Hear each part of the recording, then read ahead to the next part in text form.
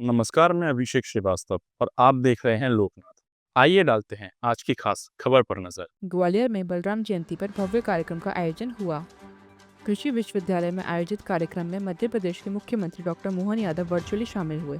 इस मौके पर धरती पुत्र यानी किसानों और गौ सेवकों का मंच पर प्रदेश के कृषि मंत्री एडल सिंह कंसाना, ऊर्जा मंत्री प्रद्युम्न सिंह तोमर की मौजूदगी में सम्मान किया गया। कार्यक्रम में ग्वालियर चंबल अंचल में बड़ी संख्या में किसान शामिल हुए। भगवान श्री कृष्ण के अग्रज और कई कारण से भगवान बलराम की पहचान बहुत अलग प्रकार से जानी जाती है, जो महान बलशाली है। और किसानों के लिए तो ये मान के चलो कि एकमात्र ऐसे देवता जो धरती माता की सेवा के लिए संसार जगत में हलधर के रूप में आपकी पहचान बनती।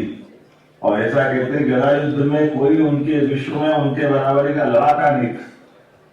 और भगवान श्री कृष्ण और बलराम की जोड़ी भी पूरे जीवन काल में कोई भगवान कृष्ण का ऐसा पराक्रमशाली कोई इतिहास बाकी नहीं है जहां भगवान कृष्ण के साथ बराबरी से बलराम जी ने उस युद्ध में मुकाबला नहीं किया हो। उनके जीवन के अधिकांश हिस्से में बलराम जी हमेशा दीवार की तरह उनका साथ देते रहे। और आगे की बात, माता रुक्मिणी के हरण के विवाह के प्रसंग में भी बलराम जी उनके साथ गए। ये भी इतिहास अनोखा ही है कि भगवान के छोटे भाई का विवाह, वो भी हरण का विषय।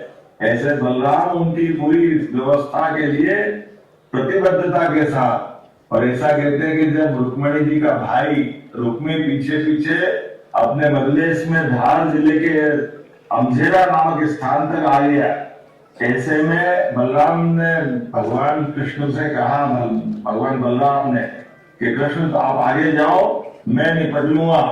उस पूरे भीषण युद्ध में रुक्मिणी को हराने की भूमिका भी भगवान बलराम ने ही अदा की थी।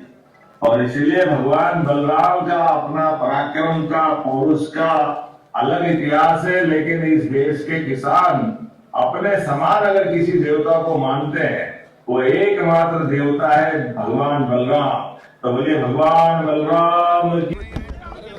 कौन मत लगाओ भैया, कौन मत लगाओ भैया, कौन। आज बलराम जयंती पर हमारे बीज विकास निगम के पूर्व अध्यक्ष आदरणीय महेंद्र सिंह जी ने कार्यक्रम रखा और उस कार्यक्रम में आकर के किसानों का और उनके बीच मध्य प्रदेश सरकार की जन कल्याणकारी नीतियों के बारे में बताया और लोगों में बड़ा उत्साह है।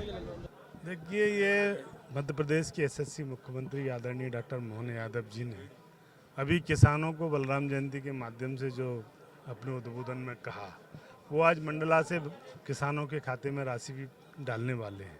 और तमाम सारी किसानों की योजनाओं के बारे में, चाहे बिजली की बात हो, चाहे गौ सेवा की बात हो, चाहे गौ पालन की बात हो, क्योंकि ये भारतीय जनता पार्टी है। निश्चित रूप से भारतीय जनता पार्टी में जितना भी है जन कल्याणकारी, गरीब कल्याणकारी योजनाओं के माध्यम से, ऐसे हमारे आदरणीय डॉक्टर मोहन यादव जी तो खुद किसान हैं।